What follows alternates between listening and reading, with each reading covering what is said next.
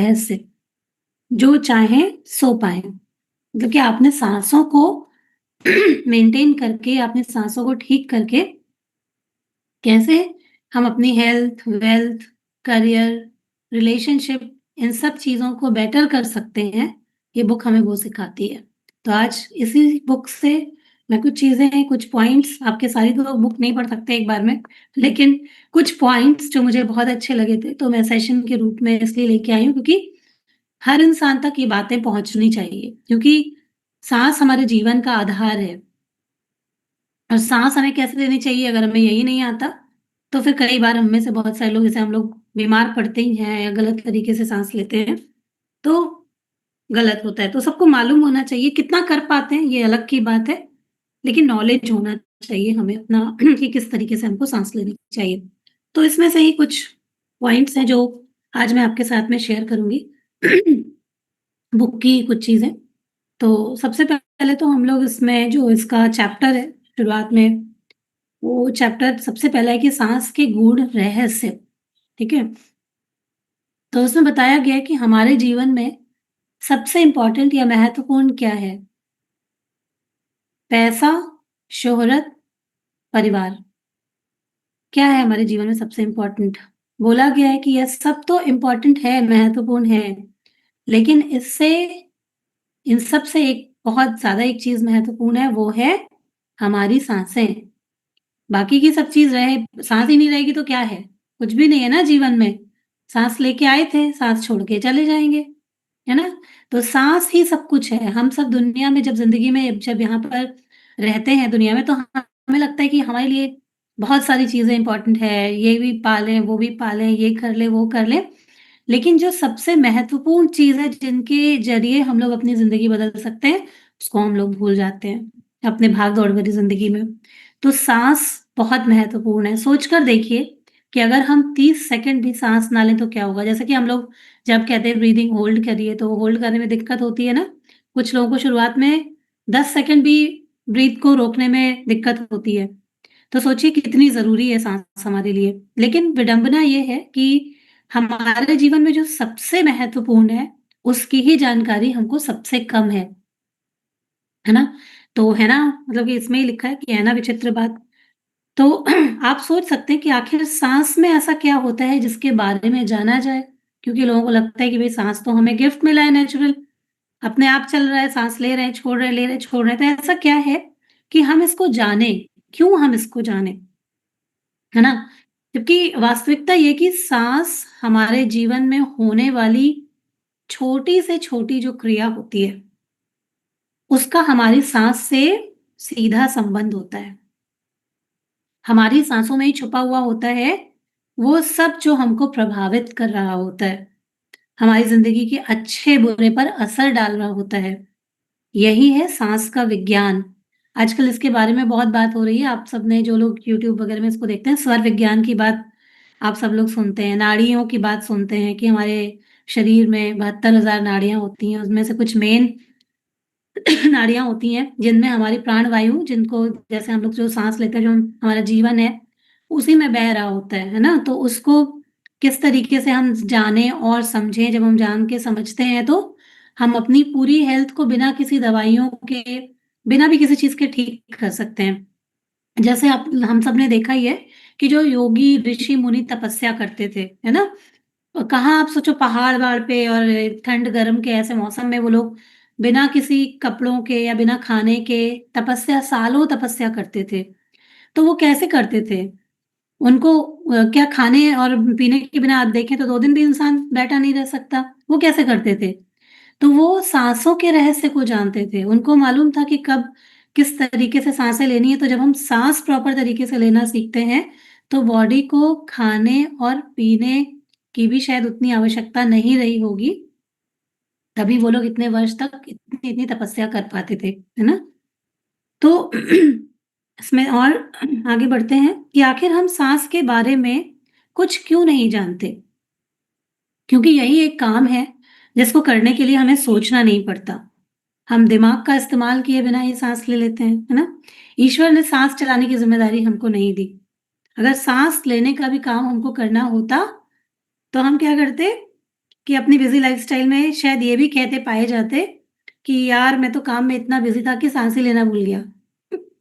है ना? तो मैं बिज़ी हूँ, तुम मेरे लिए साँस ले लो। किसी को साँस लेने के लिए भी रख लेते हैं कि भैया तुम मैं बहुत बिज़ी रहती हूँ। जैसे कि अभी आजकल हम लोग बोलते हैं जो चीज़ें हमारी बस में नहीं है, एक्सरसाइज़ कर लें, हमारे पास टाइम नहीं है, अच्छा खाना खा लें, हमारे पास टाइम नहीं है। तो ऐसे साँस की ज़िम्मेदारी अच्छा हुआ कि भगवान ने हमें सौंपी नहीं, वरना हम कहते कि कोई और हमारे लिए साँस ले ले, हम तो बहुत बिज़ी हैं, किसी को रख लेते हैं, है ना? तो हम बाकी का हर काम दिमाग की मदद से करते हैं और जो काम दिमाग की मदद से किया जा सकता है, उसके बारे में जानकर, समझकर उसे और भी बेहतर बनाया जा सकता है, ठीक है? तो क्योंकि साँस लेने के लिए बहुत ज़्यादा दिमाग का यूज़ करना नहीं पड़ता हम लोगों को, तो यह काम अपने आप होता रहता है, तो इसलिए हम बहुत ज़्यादा साँस की तरफ ध्यान नहीं देते। अब क्योंकि इतनी बातें होती हैं इसके बारे में, जैसे कि प्राणायाम से सब लोगों को मालूम है, साँसें ठीक करके जब हम प्राणायाम करते हैं, योगा करते हैं, तो उससे सबको उसके हेल्थ बेनिफिट मालूम है ना? तो अब इसके बारे में बात होना शुरू हो गई है कि साँसों को क्यों इम्पोर्टेंट है जानना, अगर हेल्दी रहना है तो, है ना? और नहीं तो दवाइयाँ खानी है ज़िंदगी भर तो कोई मुश्किल की बात नहीं है, ठीक है? तो अगर आप ज़रा-सा भी ध्यान दें तो पता चलेगा कि आपकी साँसों में लगातार बदलाव हो रहा है, यानी कि एक जैसी साँसें हमारी नहीं चलती हैं। जब हम गुस्से में होते हैं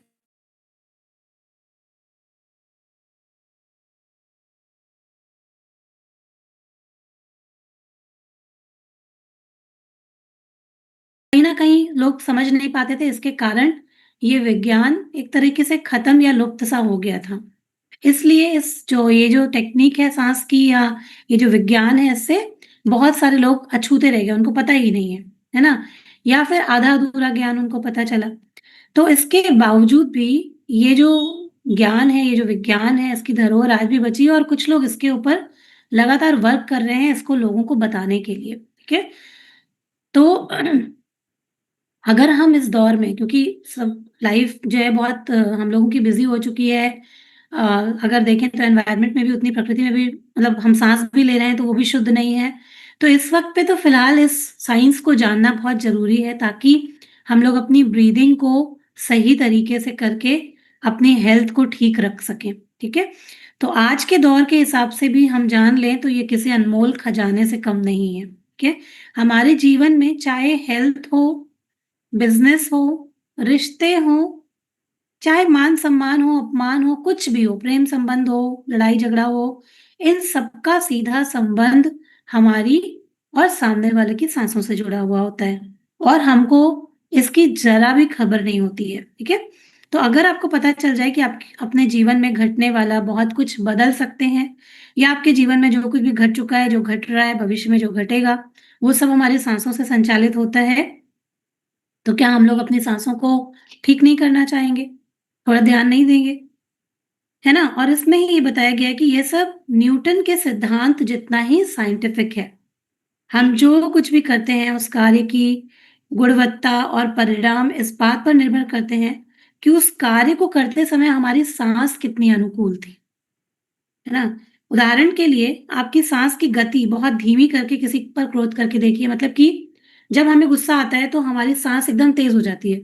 तो उस वक़्त पे हम अगर अपने मन पे नियंत्रण करके अपनी साँसों को धीमा करें, जब साँस धीमी करके देखेंगे तो आपको गुस्सा नहीं आएगा, तुरंत आप शांत हो जाएँगे, काम हो जाएँगे ना। बोला जाता है कि जब आपको गुस्सा आए तो डीप ब्रीथिंग करिए, कि गहरी साँस लीजिए और छोड़िए। तो जब आप साँस धीमी करते हैं तो आप साँस धीमी करके किसी के ऊपर गुस्सा नहीं कर पाएँगे, है ना?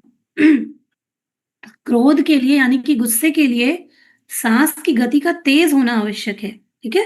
तो हमारे शरीर से संचालित होने वाली हर क्रिया के पीछे सिर्फ और सिर्फ सांस का रोल होता है, ठीक है? और सांस को अगर हम कंट्रोल कर लें तो हर कार्य की जो गुणवत्ता होती है वो बेहतर हो सकती है। इसीलिए कहा जाता है कि हम सांस को अगर ठीक से लें या कंट्रोल करेंगे तो हम अपने लाइफ में हेल्थ, वेल्थ, करियर, रिलेशनशिप सब चीज़ों को अट्रैक्ट करते हैं क्योंकि साँस कहीं न कहीं हमारे इमोशंस को भी प्रभावित करती है, ठीक है? तो इसका जो साँसों का जो विज्ञान है जिस इसका सबसे पहले भगवान शिव ने पार्वती जी को इस विद्या का ज्ञान दिया था। ये विश्व के सबसे प्राचीन शास्त्रों में से एक है क्योंकि हम साँस को लगातार विज्ञान के साथ जोड़कर बात करते हैं तो इसे मतलब कि इसमें बताया गया है कि इसको अगर आप मतलब क्योंकि बहुत सारे लोग तर्क करते हैं कि क्या इसके पीछे साइंस है, तो इसमें साइंटिफिक रीज़न भी इस चीज़ में सब चीज़ों में बताए गए हैं, ठीक है? तो साँस ही वो साधन है, वो सीढ़ी है जिसके द्वारा आध्यात्मिक चरम पर जाया जा सकता है। जैसे कि हमारे ऋषि-मुनि जो लोग जाते थे बिना खाए-पिए अपनी साँसों को कंट्रोल करके कितने-कितने बरस जी जाते थे, है ना?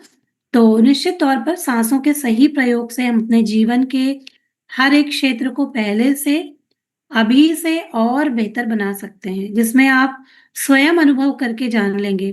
खाना-पीना, सोना, चलना, बात करना, आराम करना, एक्सरसाइज़ करना, क्रोध या प्रेम, घृणा, करुणा और ईर्ष्या, हम लोग जो कुछ भी करते हैं, उसे करते समय हमारी साँस में बदलाव आता है। और साँस में जो हम बदलाव आता है, वो अगर अनुकूल है, तो उस कार्य पे अच्छा असर पड़ता है ना? और अगर वो प्रतिकूल होता है मतलब कि साँस सही से नहीं हम लेके वो काम कर रहे होते हैं, तो वो काम गलत होना निश्चित है, ठीक है? और साँस का सीधा संबंध हमारे दिमाग से यानी कि हमारे मस्तिष्क से भी होता है। मस्तिष्क में पहले हमें विचार के रूप में कुछ ना कुछ करने की प्रेरणा मिलती है, यानी कि पहले हमारे दिमाग में कोई थॉट आता है ना? कि हमको ये चीज़ करनी है। उसके बाद उस कार्य को करना है तो उस थॉट को मतलब हम एक्शन में कब बदलते हैं? अपनी बुद्धि का सहारा लेते हैं।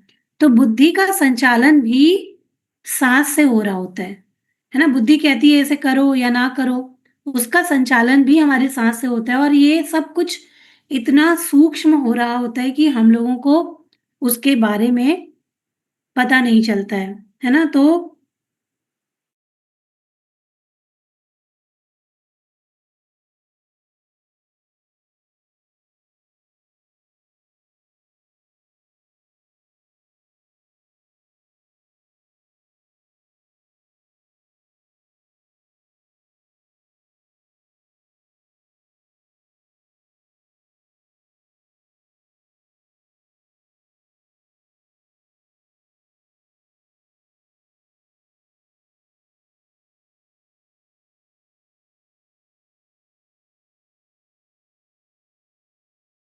लेना सीख जाते हो कि जैसे आपकी ज़िंदगी में वो हो चुका है। मान लो आपको कोई चीज़ चाहिए, है ना? पर आप मैनिफेस्टेशन तो कर रहे हो, पर साथ में आपके मन में डर रहता है। जैसे आप अ, सोचते हो कि पता नहीं ये चीज़ पूरी हो पाएगी कि नहीं हो पाएगी। तो जो अनिश्चितता या जो डर होता है, उस समय हम एक अलग ब्रीथिंग में होते हैं। डर में एक अलग ब्रीथिंग करते हैं, पर जब हम रिलैक्स होते हैं तो हम कैसे साँस लेते हैं? पूरी आराम से साँस लेते हैं जब हम रिलैक्स होते हैं, है ना? और जब हम डर में होते हैं तो हमारी साँसें उखड़ी हुई होती हैं, टूटी हुई होती हैं, उतनी संतुलित नहीं होती हैं, है ना? तो उसमें यही बताया गया है कि लॉ ऑफ अट्रैक्शन क्यों कंप्लीट नहीं हो पाता लोगों का? क्योंकि हम उस तरीके से साँस नहीं ले पाते हैं। हम अपनी साँसों को नियंत्रित करके जो यूनिवर्स की ब्रह्मांड की ऊर्जा है, उसके साथ में कनेक्ट कर सकते हैं, है ना? तो इसमें भी बताया गया है कि आपने लॉ ऑफ अट्रैक्शन यानी आकर्षण के नियम के बारे में तो सुना ही होगा। सृष्टि के इस नियम के बारे में सब लोग बता रहे हैं, लेकिन इसमें एक खास बात छूट गई। आकर्षण के नियम के अनुसार आप अपने विचारों और कर्मों से अपने जीवन में पॉजिटिव और नेगेटिव को अपनी तरफ आकर्षित कर सकते हैं। लेकिन अगर आपकी सांस गलत ढंग से चला रहे होंगे आप, तो क्या होगा? आप नेगेटिव चीजें छोड़ रहे होंगे तो क्या करते हैं हम? नेगेटिव चीज़ें अट्रैक्ट कर लेते हैं और वो कैसे करते हैं? जैसे हम में से बहुत सारे लोग कोई प्रॉब्लम आने पे केवल उसी के बारे में ज़्यादातर बात करते हैं और जब हम शांत नहीं होते या डरे हुए होते हैं या मतलब कि विश्वास नहीं करते किसी अच्छी चीज़ पर या बार-बार किसी नेगेटिव चीज़ के बारे में बात कर रहे होते हैं, तो हमारी साँसें अलग तरीके से चलती हैं, ठीक है? और इसका सिद्धांत ये है कि क्योंकि पूरा जो ये संपूर्ण जो ब्रह्मांड है, ये ऊर्जा से बना हुआ है और हम लोग भी इसका एक हिस्सा मात्र हैं। ये तो बात तो हम लोग भी आप लोग को बताते रहते हैं हमेशा कि पूरा ब्रह्मांड जो है वो पूरी एक एनर्जी पर चलता है ना? वाइब्रेट करता है एक एनर्जी पर। तो क्या है कि हम लोग भी उस ऊर्जा का हिस्सा हैं। तो हम जैसी ऊर्जा बाहर छोड़ते हैं, वही हमारे पास बाहर लौटती है। इसलिए बोला जाता है कि सोच समझ के बोलो। जैसा बोलोगे वैसा बन जाओगे क्योंकि आप जो बोलोगे वो लौटेगा आपके पास। आप जैसे कर्म करोगे वो लौटेगा आपके पास। समझ आ रहा है सब लोगों को? बोला जाता है ना हम लोग को अक्सर कि जैसा फल जैसा बीज बोओगे वैसा काटोगे, या ये सब इसीलिए कहा गया है। ये सब कहावतें इसीलिए हैं क्योंकि ये सारा ब्रह्मांड एनर्जी पर चल रहा है। तो हम जो बोलेंगे वही वापस मिलेगा घूम फिर के हमको।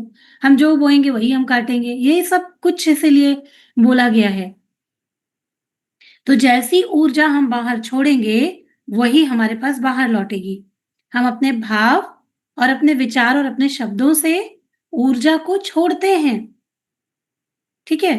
जो भी दिन भर में हम लोग बोलते हैं, तो हम जैसा सोचते हैं, वैसा ही हमारे आस-पास होना शुरू हो जाता है, ठीक है? तो कई लोगों को ये तो लगता है कि हम तो अच्छा ही सोचते हैं। मतलब अगर आपने थोड़ा बहुत दिन में सोच लिया अपने आप को पुश करके, तो हमें लगता है कि हम तो अच्छा ही सोचते हैं, लेकिन हमारे आस-पास तो वैसा होता ही नहीं है। तो क्या ये नियम सही नहीं है?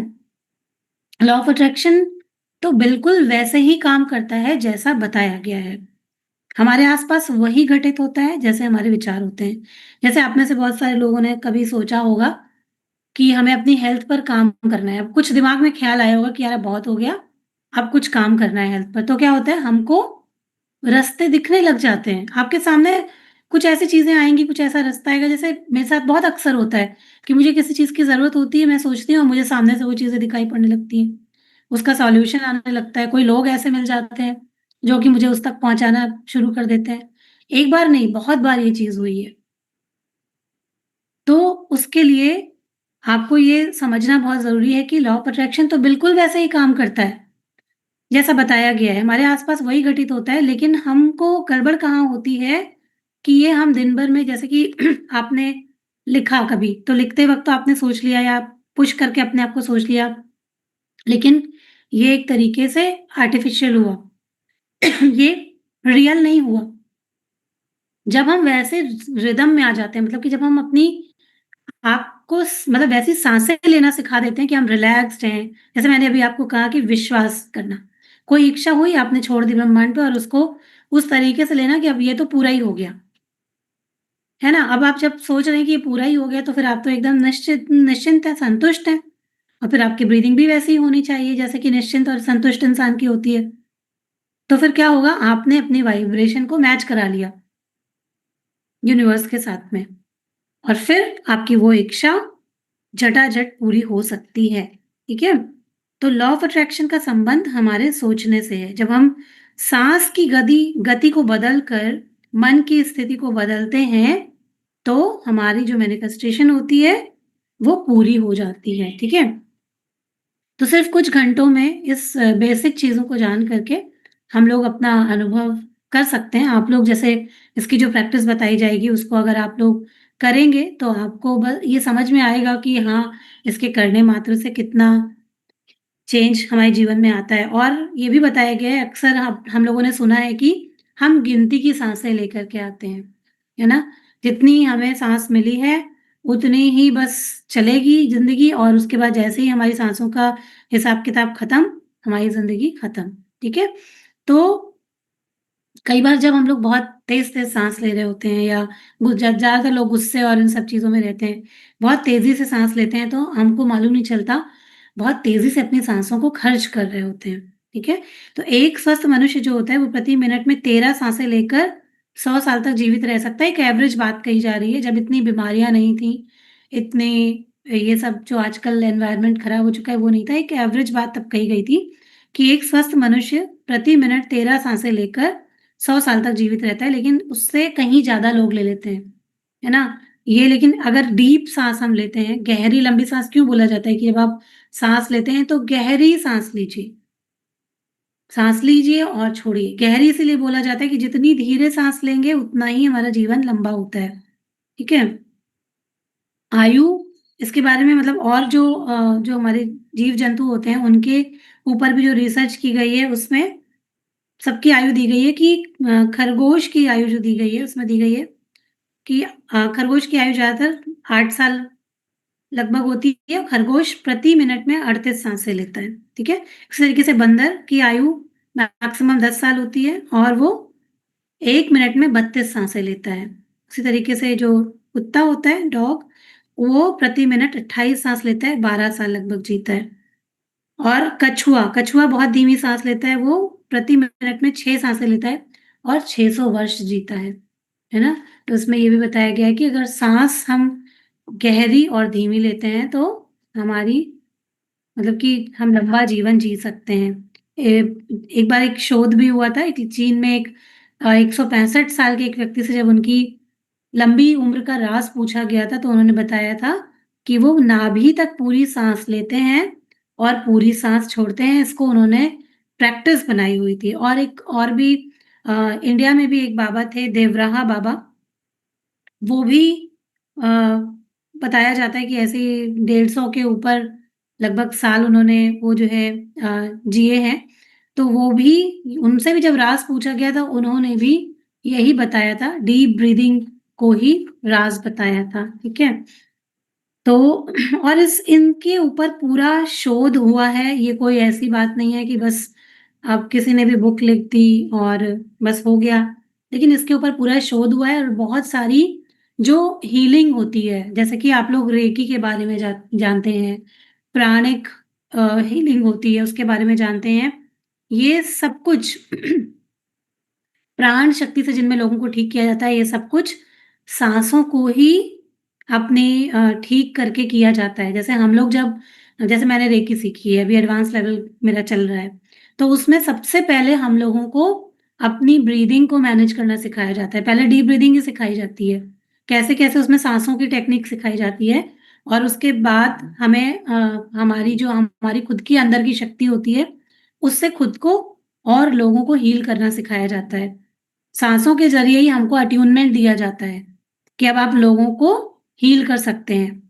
वो प्राण शक्ति के थ्रू ही मिलता है, जैसे कि और भी यहाँ पर बहुत सारे लोग हार्टफुलनेस से जुड़े हुए हैं, तो जब उनको आपको सिटिंग मिलती है, तो आपको क्या दिया जाता है? वो भी एक किस्म का अट्यूनमेंट होता है। प्राण शक्ति दी जाती है आपको और उस ऊर्जा से ही आप ट्रांसमिशन वही प्राण शक्ति मतलब कि उसी से ही हम लोग जब आप दूसरों को का भी भला कर सकते हैं, उनको भी हील कर सकते हैं, उनको भी बता सकते हैं। वही ट्रांसमिशन जब हम लोगों को मिलता है, तो हम लोग कई बार लोगों को ट्रांसमिशन मिलता है, वो उसका इतना अर्थ जानते ही नहीं हैं। लेकिन पता है उसके बाद फिर वाक़ई में आपको अपने अंदर वो ऊर्जा महसूस होगी जब आप खुद को या दूसरों को हील करना चाहेंगे। बहुत मतलब मैं हम लोग तो रेकी करते भी हैं, तो हमें मालूम होता है कि उस टाइम पे जब हम अपने हाथों को रख कर के और ऊर्जा जब जब भी हम चाहते हैं तब वो ऊर्जा हमारे हाथों से प्रवाहित होती है ना? और इस क्योंकि बहुत सारी चीज़ें हैं, एक सेशन में कवर नहीं होंगी, इसमें और भी चीज़ें हमारी नाड़ी के बारे में बताई गई हैं, है ना? कि किस तरीके से हमारी जो चंद्र नाड़ी या सूर्य नाड़ी होती है, ईड़ा पिंगला जिसको बोलते हैं, उसको मैनेज करके भी हम लोग अपनी साँसों को या अपने जीवन में बहुत सारे अपने कार्यों को सफल कर सकते हैं। जैसे जो सुबह उठ के जैसे आप लोगों ने भी कहीं न कहीं ये सुना होगा कि जैसे सुबह उठ के हमें पहले अपनी नाड़ी को चेक करना चाहिए। जैसे नाड़ी मतलब जब हम साँस लेते हैं तो अगर आप देखेंगे ना दोनों नाक को बंद करते हैं, एक नाक को जैसे आपने बंद करके आपने साँस को चेक किया कि कौन-सी नाक से साँस ज़्यादा आ रही है, तो आपको ना फ्लो पता चलेगा कि आपकी कौन-सी नाड़ी मतलब साँस चल रही है मतलब दाईं या बाईं। उसको ईड़ा या पिंगला बोलते हैं। बाईं जो होती है उसको ईड़ा बोलते हैं, दाईं जो होती है उसको पिंगला बोलते हैं। तो उसी जो भी स्वर चल रहा होता है हमारा, वो पैर हमको पहले ज़मीन पे रखना चाहिए। अगर उसको हम चेक करके करते हैं, तो उससे क्या होता है कि हम दिन भर एनर्जेटिक फ़ील करते हैं। वो भी बताया गया है इस बुक में कि हमारी एनर्जी नष्ट हो जाती है जब हम गलत पैर रखते हैं, मतलब कि हम अब चेक नहीं करते। हालाँकि ये सब कोई करता नहीं है और इसकी वज़ह से ही लोगों की एनर्जी और ये सब चीज़ें कम होती हैं। तो इस बुक में भी इसके बारे में पूरा उल्लेख दिया गया है और कभी नेक्स्ट सेशन में हम लोग इसके बारे में और डिटेल में बात करेंगे कि सुबह सोकर उठने पर यूँ ही फर्श पर पैर नहीं रखना चाहिए। इसमें भी बताया गया है कि बिस्तर छोड़ने के पहले देखना चाहिए कि कौन-सी नाड़ी चल रही है, दाईं या बाईं जो भी चल रही है, उसी से हमें धरती का स्पर्श करना चाहिए, ठीक है? और इसमें और भी बहुत सारी चीज़ें बताई गई कि कौन-सा काम हम जब आप चेक करना सीख जाते हैं, तो कौन-सा काम करना चाहिए किस नाड़ी के प्रवाह में, तो उसमें सफलता मिलती है। तो इसको हम लोग अपने और जो हमारे नेक्स्ट सेशन एक लेके आएँगे, स्पेशली ईड़ा और पिंगला नाड़ी के लिए डीप में उसको समझाएँगे।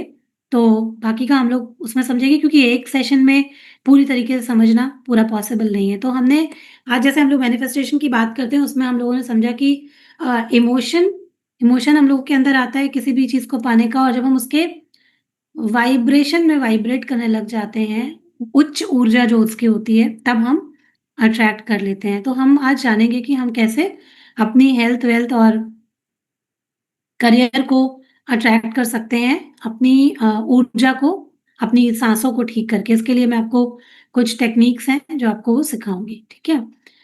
तो कैसे वो हम लोग करते हैं, हमें कैसे अपने चारों एरिया में उसका फ़ायदा मिलता है, उसको हम लोग जानेंगे। सबसे पहले तो हेल्थ के बारे में हम लोग जान लेते हैं कि हेल्थ कैसे ठीक हो सकती है जब आप डीप ब्रेथ करते हैं। जब हम डीप ब्रेथ करते हैं, तो क्या होता है कि हमारा जो नर्वस सिस्टम होता है, वो काम होता है। हमेशा कोई भी अगर आपको गुरु सिखाएगा, सब लोग यही सिखाएँगे कि आप पेट तक, पूरी नाभि तक साँस भरिए और छोड़िए।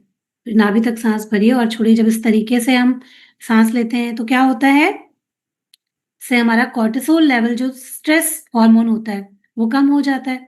बीपी नॉर्मल होता है हमारा, डाइजेशन बेटर होता है, बॉडी में जो इन्फ्लेमेशन होती है, सूजन होती है, वो कम हो सकती है और हमारे सेल्स, हमारी बॉडी सेल्स की बनी हुई है और रोज़ हमारी सेल्स में टूट-फूट ये सब चलता ही रहता है।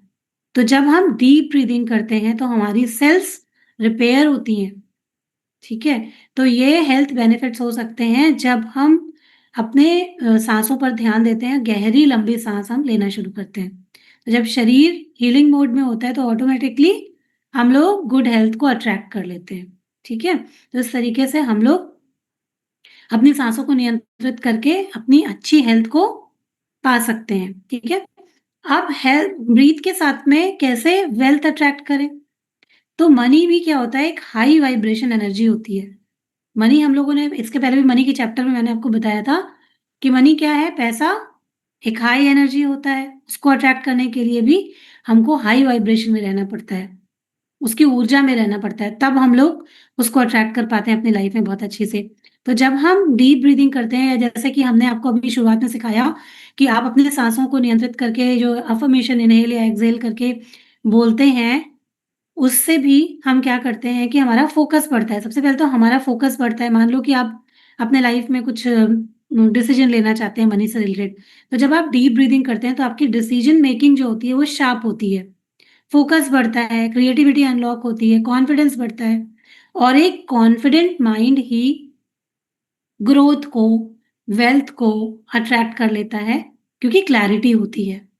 ठीक है? तो जब साँसों को नियंत्रित करते हैं, तो हम वेल्थ को भी अट्रैक्ट करते हैं। करियर में भी इसी तरीके से अगर हम डीप ब्रीथिंग करते हैं, प्रैक्टिस अगर हमारी होती है, हम अपनी चीज़ों पे, अपने मन पे नियंत्रण कर पाते हैं, तो मेंटल क्लैरिटी आती है, कंसिस्टेंसी आती है, डिसिप्लिन आता है क्योंकि उससे हमारी हेल्थ भी अच्छी होती है, हेल्थ अच्छी रहेगी, तो डिसिप्लिन आएगा लाइफ में, है ना? कंसिस्टेंसी आएगी, काम अच्छे से कर पाएँगे, आप अच्छा कम्युनिकेशन कर पाएँगे लोगों से और ये सब ब्रेथ जब हमारी एक्टिवेट होती है, डीप ब्रीथिंग होती है बॉडी में या ब्रेन में ऑक्सीजन लेवल बढ़ता है, तब होता है। हमारी क्योंकि प्रॉब्लम सॉल्विंग जो प्रॉब्लम होती है, मतलब प्रॉब्लम सॉल्विंग की जो क्षमता होती है, वो बढ़ जाती है। मोटिवेशन और डिसिप्लिन बढ़ता है, तो इस तरीके से जब हम अपनी साँसों को ठीक करते हैं, तो क्या होता है, हमें करियर में भी हेल्प मिलती है। इसी तरीके से रिलेशनशिप में भी, जब हमें हेल्दी रिलेशनशिप अट्रैक्ट करने होते हैं या जो हमारे रिलेशनशिप्स हैं, उनको हमको अच्छा करना होता है, उसके बारे में भी कोई अफ़र्मेशन करनी होती है, तो साँस को ओपन करके हम लोग क्या कर सकते हैं, हार्ट को भी ओपन करते हैं। जैसे अभी जो आप लोग इस तरीके से जो ब्रीथिंग, टोमा ब्रीथिंग सीख रहे हैं, इससे क्या होएगा, हमारा हार्ट भी ओपन हो रहा है। तो जब हार्ट ओपन होता है, हार्ट सेंटर होता है रिलेशनशिप के लिए। अगर आप अपने जीवन में हेल्दी रिलेशनशिप को अट्रैक्ट करना चाहते हैं, तो जब हार्ट ओपन होगा, तो हेल्दी रिलेशनशिप अट्रैक्ट होगी, कम्युनिकेशन क्लियर होगा, एम्पैथी बढ़ेगा, एंगर कम होगा, इमोशंस बैलेंस होंगे, कंपैशन आएगा, सॉफ्टनेस आएगी, पेशेंस आएगा और कनेक्शन बढ़ेगा। तो उससे क्या होगा, हम लोग अपने जीवन में अच्छी रिलेशनशिप को अट्रैक्ट कर पाएँगे और जो हमारे रिश्ते हैं, उनको भी हम अच्छा बना पाएँगे, ठीक है? तो ये बहुत ज़रूरी है इसके बारे में जानना और समझना कि हम चारों चीज़ को, जैसे आपने देखा, जो हमारे लाइफ़ के 4 पिलर्स हैं, उनको हम लोग मतलब सही कर सकते हैं अपनी ब्रेथ को ठीक करते हुए, ठीक है? तो जैसे मैंने आज आपको शुरुआत में भी सिखाया था कि किस तरीके से आप जो है अपनी साँसों को इन्हेल एक्सहेल करते हुए अपनी अफ़र्मेशन को बोल सकते हैं। तो इसी तरीके से एक होती है ब्रेन और हार्ट कोहेरेंस ब्रीदिंग टेक्निक, जिसमें कि हम लोग जो है अपना ध्यान अपनी ब्रीदिंग पे रखते हैं और अपने हार्ट जैसे चेस्ट को हम खोलते हैं, उसमें भी इस तरीके से साँस खोली जाती है, पर अपना ध्यान हमें ना दोनों चीज़ पे रखना होता है। एक तो अपने हार्ट पर रखना होता है और एक हमें अपने ब्रेन पर रखना होता है, ठीक है? और दोनों में सामंजस्य बिठाया जाता है। जब आप आँख बंद करके डीप ब्रीथिंग करते हैं पूरी और पूरा हार्ट को खोलते हैं, तो महसूस करना होता है दिमाग मतलब कि आपका ब्रेन भी इस तरीके से खुल रहा है, बंद हो रहा है, खुल रहा है, बंद हो रहा है। उसको कहते हैं brain and heart coherence technique, breathing technique, ठीक है? ये मैनिफेस्टेशन टेक्निक होती है कि आप इससे अपनी हेल्थ जैसे मैंने अभी सिखाया कि आप हेल्थ, करियर, रिलेशनशिप में अट्रैक्ट कर सकते हैं। कैसे कर सकते हैं? पहली टेक्निक यही है। जब साँस लेंगे एक बार प्रैक्टिस करके देख सकते हैं। जब आप महसूस करेंगे यहाँ पे भी ऐसे इसको ये भी ओपन कर रहे हैं और यहाँ पर भी दोनों पे एक साथ ध्यान ले जा रहे हैं। इसको ओपन कर रहे हैं। फिर दोनों को बंद, साँस बाहर, फिर से खोला, साँस अंदर, पेट पूरा बाहर, चेस्ट बाहर, ध्यान पूरा यहाँ पर, ब्रेन पर, हार्ट पर। और जब हम उसके साथ प्रैक्टिस करना सीख जाते हैं, हमारा नर्वस सिस्टम काम हो जाता है। आप देखिए, कर पा रहे हैं?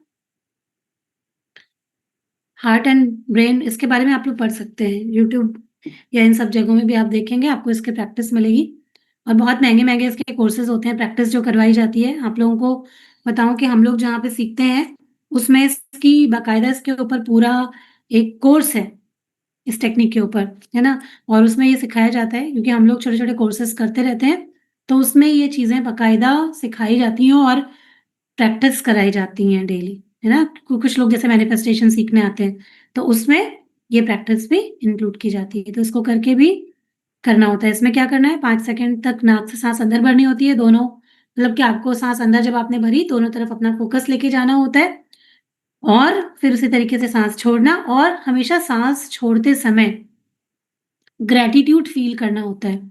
इससे हमारी वाइब्रेशन तुरंत ऊँची हो जाती है। मन शांत होता है और जो हमारी मैनिफेस्टेशन होती है, काफ़ी चांसेस होते हैं कि आपकी वो मैनिफेस्टेशन पूरी हो जाए। इसी तरीके से एक टेक्निक है गोल्डन ब्रेथ विजुअलाइज़ेशन, जो मैं अक्सर आप लोगों को करवाती भी हूँ कि साँस जब आप लेते हैं जब आप मेडिटेशन करते हैं तो उसमें उस समय एक सुनहरी रोशनी को अपने अंदर इमेजिन कीजिए, है ना? ये आप लोग करते हैं और इसको खुद से भी प्रैक्टिस कर सकते हैं कि जब आप मेडिटेशन में बैठते हैं या डीप ब्रीथिंग करते हैं तो महसूस कीजिए कि आपके अंदर एक डिवाइन गोल्डन लाइट एक अंदर एंटर हो रही है ना?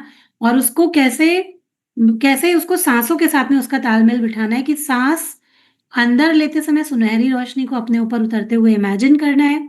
साँस छोड़ते समय सारे डर, ब्लॉक्स, नेगेटिव जितने भी अंदर इमोशंस पड़े हुए हैं उनको फ़ील करना है कि वो हीलिंग एनर्जी जो आपके अंदर गई है उसकी वज़ह से सारी नेगेटिव चीज़ें आपके शरीर से बाहर जा रही हैं। उसमें कोई पेन भी हो सकता है, आपके कोई डर भी हो सकते हैं, कोई ब्लॉक्स भी हो सकता है, सब कुछ जो कुछ भी है बाहर जा रहा है और साँस जब अंदर ले रहे हैं तो गोल्डन हीलिंग एनर्जी अंदर जा रही है। ठीक है? तो उस तरीके से आप इस प्रैक्टिस को भी खुद से भी कर सकते हैं। अगर कोई आपको नहीं करा रहा है तो भी आप कर सकते हैं। इससे क्या होता है कि आपके अंदर की जो नेगेटिव चीज़ें होती हैं वो बाहर जाती हैं और आपका शरीर रिसीविंग मोड पे आ जाता है, ठीक है? उससे भी आप जो मैनिफेस्ट कर रहे होते हैं, वो आपको मिलने की बहुत सारी चांसेस होती हैं। उसके अलावा एक टेक्नीक है व्हिस्पर ब्रेथ टेक्नीक। इसमें फुसफुसा के जो आपकी इच्छा होती है, उसको बोलना होता है। कैसे करें उसको? सबसे पहले क्या करना होता है, गहरी साँस भरनी होती है। साँस आपने भरी, मान लो 4 सेकंड तक आपने साँस भरी, फिर थोड़ी देर साँस को होल्ड किया और होल्ड करते समय अपनी इच्छा को महसूस करना होता है। जो कोई भी आपकी इच्छा है, उसको आपको महसूस करना होता है और जब आप साँस छोड़ते हैं, साँस छोड़ते समय अपनी इच्छा को हल्की आवाज़ में, जैसे कि फुसफुसा के बोलना होता है ना, वैसे ही बोलना होता है कि मैं हेल्दी हूँ। मतलब आप अपनी हेल्थ में अगर चाह रहे हैं, पूरी तरीके से हेल्दी हूँ, मैं अबंडेंट हूँ, मैं अपने करियर में ये चीज़ मैंने कंप्लीट कर ली है। मेरा रिलेशनशिप बहुत अच्छा है। तो इस तरीके से ये 10 बार आप करें। एक गहरी लंबी सांस अंदर लें, होल्ड करें, अपनी इच्छा को देखें कि आपको क्या चाहिए और फिर फुसफुसाते हुए उसको बोलें कि आपने वो चीज़ अचीव कर ली है अपनी लाइफ में और ग्रैटिट्यूड करें। ठीक है? ग्रैटिट्यूड को हर चीज़ के साथ में ज़रूर जोड़ें। तो ये 10 बार कर सकते हैं और ये बहुत शक्तिशाली अफ़र्मेशन होता है। ये सारी चीज़ें मैंने जो मतलब हम लोगों ने जो मैनिफेस्टेशन सीखा है, उसमें ये सारी टेक्निक्स बताई गई थी और आपको वही सारी चीज़ें मैं सिखा रही हूँ आज, कि आप भी उसको कैसे प्रैक्टिस कर सकते हैं।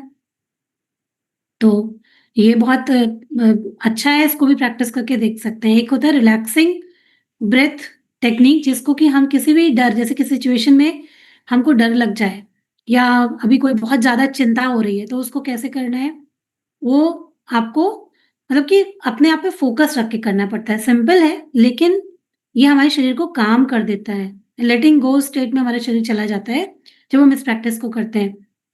इसमें कुछ नहीं करना होता, सिंपल है, 4 सेकंड तक साँस अंदर लेनी होती है और 8 सेकंड तक साँस धीरे-धीरे छोड़नी होती है।